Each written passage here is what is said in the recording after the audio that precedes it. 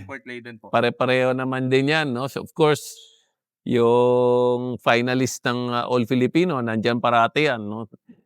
Yung San Miguel at saka TNT parati namang nandiyan 'yan. Mga import nila 'di man kumukuha ng mahinang import 'yan. So, maasahan mo pa rin na magfi-figure sila doon sa playoffs.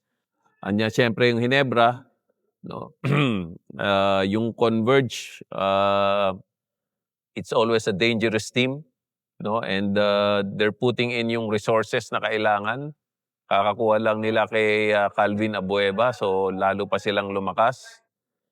Meralco, tinalo kami doon sa playoffs.